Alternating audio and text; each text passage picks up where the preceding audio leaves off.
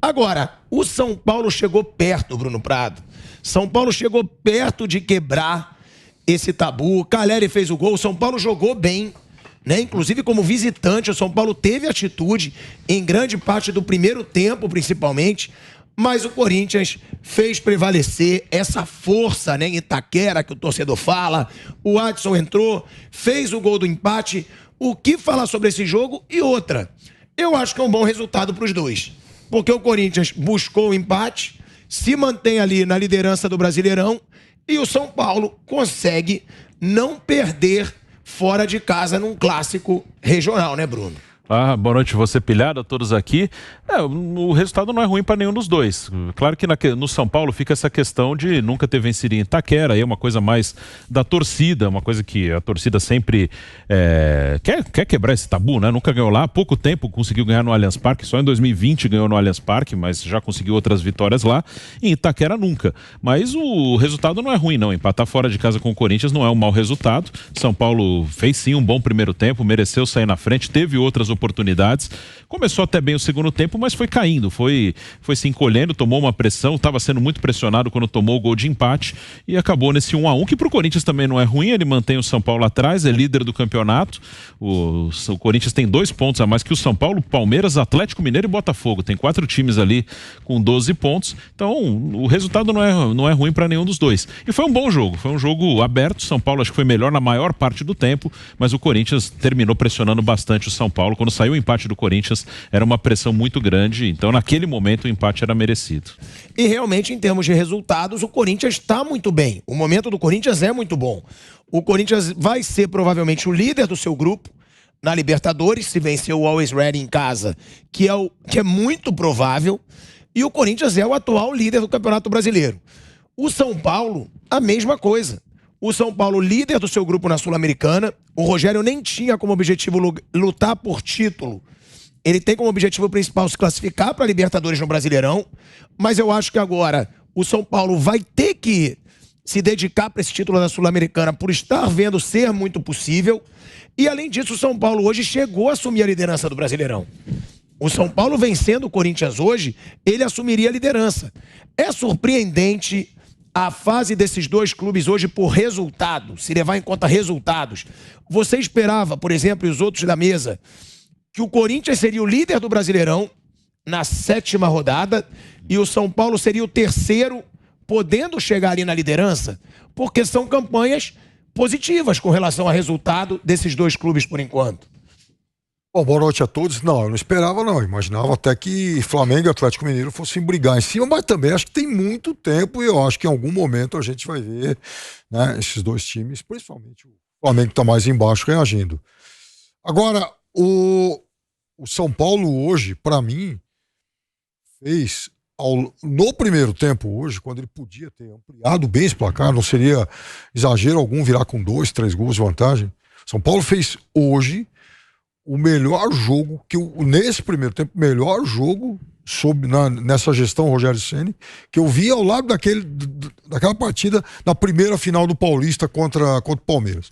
Acho que foram os 2 grandes momentos do Rogério Ceni à frente de São Paulo. Rogério é um técnico inquieto, técnico e não é acomodado. Ele pode cometer zilhões de erros, mas jamais vai poder ser acusado de acomodação. Então o São Paulo vira o primeiro tempo, dominando amplamente o Corinthians, e ele volta com 3 alterações.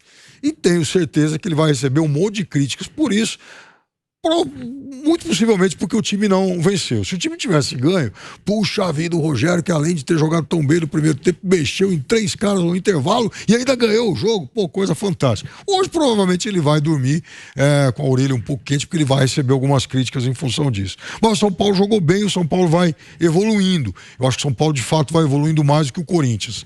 O Corinthians tem realmente alcançado resultados muito bons. E aí tem 2 aspectos nisso. Isso é importante para dar tranquilidade para o seu técnico. O técnico precisa realmente de resultado, né? E ele tem obtido isso no curto prazo. Porém, é verdade também que o Corinthians quase não vence o Cali aqui em São Paulo.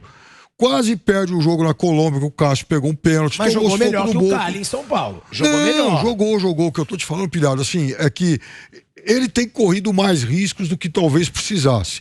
E no Campeonato Brasileiro, está raspando a trave em vários jogos. Hoje o Corinthians, no cômputo geral, no conjunto da obra, jogou pior que o São Paulo e, de novo, ele não perde. Isso, do ponto de vista do resultado, é positivo para o Vitor Pereira, mas também não dá para a gente prever aí um longo prazo com muito otimismo. Fernando Campos também com a gente aqui hoje, ele que trabalhou por muitos anos na TNT Sports, agora está aí na Comebol TV. Fernando, com relação a esse jogo de hoje, o Mauro já falou, o Piperno também, sobre essa evolução do Rogério e talvez até uma cobrança maior no Vitor Pereira, né, treinador do Corinthians.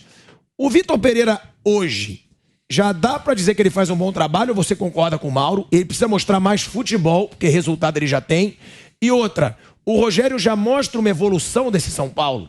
Ele mostra que esse São Paulo pode ser mais forte do que muitos esperavam, por não ter um grande elenco, mas por ter um estilo de jogo e até variações táticas durante a temporada. Boa noite, né, a todo mundo, né, todo mundo aqui da mesa. Obrigado, né, Pilhado, pela oportunidade, todo mundo. Cara, eu acho que o Rogério Ceni, ele faz um trabalho muito bom no São Paulo. Se a gente for analisar, né, o contexto, principalmente naquela virada de ano, né, ele mesmo não tinha uma convicção do que seria o São Paulo em 2022, por conta de questão política, por conta de questão financeira. Ele tem que administrar tudo isso. Eu acho que ele está conseguindo rodar o grupo, né, nessa temporada, né, principalmente na Sul-Americana, vindo aí para uma classificação, disputando na parte de cima, né, no Campeonato Brasileiro. Chegou a uma final e ficou perto de um título do Campeonato Paulista. E hoje jogou muito bem. Né, eu acho que o São Paulo vem avançando. Concordo muito com o Piperno. Acho que no primeiro tempo foi um atropelo. Um time que sabia exatamente o que fazer dentro de campo. E tem outra questão para mim, que quando a gente fala de Rogério Ceni. Para mim, ele é o técnico brasileiro mais capacitado hoje. Eu acho que é um técnico que tem potência. Tirando o Tite, óbvio que é o técnico da seleção. Mas, assim, e o Cuca? Acho o Cuca um bom técnico, mas eu vejo mais potencial no Rogério. Acho que o Rogério, ele tem um pouco mais de repertório na parte tática. Por exemplo, hoje, de novo, ele entrou com uma linha de 3, né, no primeiro tempo. Ele gosta mais de jogar com uma linha de 4, né, veio jogando com uma linha de 3, algo que ele já tinha feito recentemente no time do São Paulo. E atropela o Corinthians, né, neutralizando, né, apostando muito em velocidade, criando diversas oportunidades e fazendo o Cássio trabalhar. Hoje o Corinthians não venceu, né, o Corinthians acabou, né, empatando muito por conta da grande atuação do Cássio. Então, assim, o São Paulo está produzindo. Eu vejo uma evolução com o Rogério Ceni, é um cara que tem repertório e que o time dele joga futebol. Foi assim no Fortaleza, foi assim no Flamengo, né, toda a pressão, o contexto que todo mundo conhece, e está sendo assim no São Paulo. No Cruzeiro, que as coisas não caminharam muito por conta ali da gestão de grupo, né? Era um ambiente, acho que era um território hostil também para o Rogério Ceni. Sobre o Corinthians, eu concordo com o Mauro. Eu acho que o Vitor Pereira é um técnico competente, mas a gente também tem que analisar que esse time não está jogando bem. Né? Em vários momentos foi amassado contra o Boca, né? Conseguiu um gol ali depois de uma bola cruzada, mas baixou muitas linhas, sofreu bastante. Se a gente for ver o Boca nessa temporada, não é um Boca nível River Plate. Pelo contrário, tem diversos problemas. Não é um Boca poderoso. E o Corinthians abdicou muito do jogo e hoje, de novo, não jogou tão bem. Mas eu acho que a gente também tem que lembrar, Pilhado, que não teve pré-temporada, né? Ele é um cara que precisa de tempo para fazer esse esquema funcionar ainda melhor. Né? O lucro mesmo sem pré-temporada, mesmo com pouco tempo assim, para trabalhar melhor dentro do esquema dele, ele está pontuando.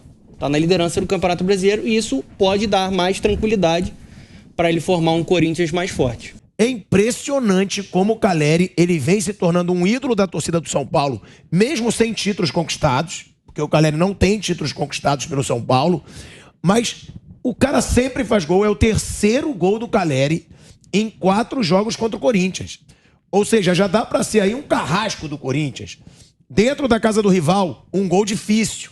O gol hoje não foi fácil. Veio um cruzamento forte do Alisson, ele domina meio que ali até sem querer, mas finaliza muito bem. Sobre essa fase do Caleri e sobre esse cara que é hoje um dos grandes centroavantes do futebol brasileiro.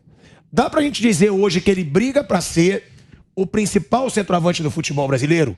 Ou não? Porque o Hulk não é centroavante. A gente teria o Gabigol e o Pedro, talvez, que o Calleri esteja atrás com certeza, ele pode se tornar um dos principais centroavantes do futebol brasileiro, ou o principal, e sobre essa idolatria do Calleri e a facilidade que ele tem para fazer gols, Bruno. Ele é muito bom, João. Ele é um grande finalizador, né? O Calleri é o artilheiro do Campeonato Brasileiro. Ele tá entre os melhores, mas tecnicamente ele tá abaixo de alguns aí, os que você falou, o Hulk, o Gabigol, mas ele faz muito gol. Mas o Hulk não é 9, né, hoje no Galo. Ele joga solto no ataque, joga centralizado, né? Acho que dá pra botar ele como um 9 nessa parte da carreira dele, né? Na maior parte da carreira dele ele foi um ponta, mas nesse momento de Atlético eu considero um 9, né? E não com a mesma característica que o Calleri, até porque o Hulk é um jogador móvel, mais forte fisicamente, de arrancada, então eles são diferentes, mas o Calleri é muito bom. Dentro do que o São Paulo precisa, acho que hoje foi o 14º gol dele na temporada, né? 15º, né? 15º. E não tem ninguém nem perto dele, no time, né? Na artilharia do time do São Paulo na temporada. Então ele é um cara que decide jogos, decide jogos grandes também, né? Você falou a estatística contra o Corinthians de 3 gols em 4 jogos, desde que ele voltou ao São Paulo, e contra o Palmeiras ele já marcou. Ele é um jogador muito importante para o time do São Paulo. A torcida gosta dele, então ele joga muito à vontade, muito confiante. Na primeira passagem ele foi artilheiro de Libertadores, que foi uma passagem só de 6 meses, que ele veio emprestado, saiu, e desde que ele saiu ficou aquela coisa, né? Sempre era cogitada a volta dele. Acabou voltando e é um cara que se encaixa muito bem. É um ídolo do clube, sim. Aí é outra coisa, você vai colocar num contexto histórico, é outra coisa, mas no momento é um ídolo, né? Um cara que... O que pode ser um ídolo? É um cara que a torcida gosta, que tá ali, que a torcida gosta, que confia. E o Calleri, isso ele é no São Paulo. Aí o tamanho que ele vai ter na história depende de um monte de coisa. É difícil você ser um ídolo histórico sem ganhar títulos, mesmo que não seja por culpa dele. Mas ele é um cara fundamental pro São Paulo, um cara que decide jogos. Piperno, com relação a essa sequência de jogos do líder Corinthians, e depois a gente até vai falar da sequência do São Paulo também. O Corinthians, ele tem uma chance, o Vampeta diz muito isso. Ele fala, o Corinthians está abaixo do Palmeiras, do Atlético Mineiro, do Flamengo, mas se conseguir se distanciar num começo de campeonato, pode ser depois difícil segurar. Você concorda com o Vampeta? E outra, essa sequência de jogos que o Corinthians vai ter, América Mineiro em casa, Atlético Goianiense fora, Cuiabá fora e Juventude em casa. É uma sequência que dá para o Corinthians conseguir essa distância que tem para os adversários que estão abaixo? Antes de você responder, a gente está voltando para a TV e para a Rádio Jovem Pan. Olha, Pilhado... Estamos de volta, hein? De volta à TV Jovem Pan, à Rádio Jovem Pan. Muito obrigado pela sua audiência, que hoje está sensacional com a gente também na TV. E o Piperno falando sobre essa sequência de jogos do Corinthians, que pode ser muito positiva, né, Piperno? Olha, Pilhado, acho que continua no córtex cerebral de todo mundo aí, né? O que o Corinthians fez no primeiro turno de 17, né? Então o Corinthians, quando pegava, enfim, adversários desse nível aí, o Corinthians marcava os 3 pontos, nem que fosse para ganhar de 1-0 de um time pequeno e o Carille retrancar tudo aí no segundo tempo, mas o fato é que o Corinthians abriu aquela distância e parece que aquilo virou assim, o objeto do desejo de qualquer técnico, qualquer time, né? Só que tem uma coisa, aí tem o outro lado. Palmeiras, por exemplo, do ano passado, com essa mesma sequência aí, vamos lembrar o que o Palmeiras fez aqui em São Paulo. Palmeiras, por exemplo, perdeu pro Cuiabá. Piperno, estamos voltando para a Rádio Jovem Pan. Então, estamos de volta em a Rádio Jovem Pan, que é assim, aqui é multiplataformas, é a Jovem Pan trazendo informação para você na rádio, na TV e no YouTube. Piperno, te devolvo a palavra. Então, o Corinthians de 17 atropelou todo mundo desse nível aí. O Palmeiras, por exemplo, de 21, no momento inclusive que ele chegou a flertar com liderança do campeonato e tal, brigar mais em cima, ele perdeu em casa pro Cuiabá, empatou com o Juventude, o Palmeiras chegou a tropeçar lá no América Mineiro. Então, veja, teoricamente sim, né? São adversários inferiores e o Corinthians teria lá grande possibilidade de abrir aí uma boa distância. Só que tem uma coisa, precisa combinar com os russos, né? No caso aí com os goianos, com os cuiabanos, lá com o pessoal do Juventude. O Campeonato Brasileiro não é assim. Então, o Corinthians é melhor que esses 4? Eu acho que sim. Agora, vai fazer 12 pontos ou 10? Não sei. Eu tenho dúvida. Aliás, no ano passado o Corinthians foi um freguesaço aí do Atlético Goianiense, por exemplo.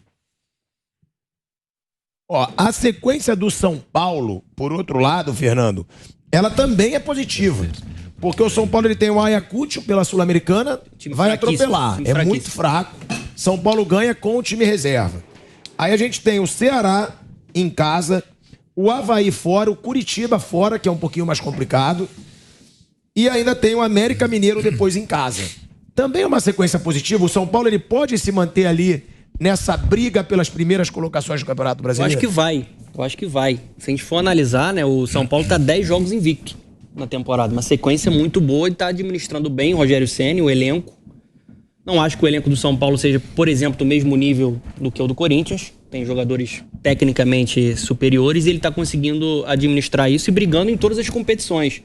Então acho que tem uma boa probabilidade do São Paulo brigar ali. Tem que ver se vai ter de fato fôlego para disputar de fato, né, o título de Campeonato Brasileiro. Acho que vai disputar os outros, né? Mas é um trabalho que a gente tem que ficar de olho. E o Rogério Ceni, né, o que bota, acho que o São Paulo jogar bem, a gente tem um exemplo da Premier League, né, com o Manchester City e o Liverpool, duas equipes que jogaram bem de forma constante e brigaram, né, de cabeça a cabeça ali pelo título da Premier League. Então, o fato do São Paulo jogar bem com mais frequência, por exemplo, do que o Corinthians, eu acho que faz com que o torcedor consiga sonhar, assim, com uma sequência positiva, que já é muito boa. São 10 jogos, né, de invencibilidade na temporada.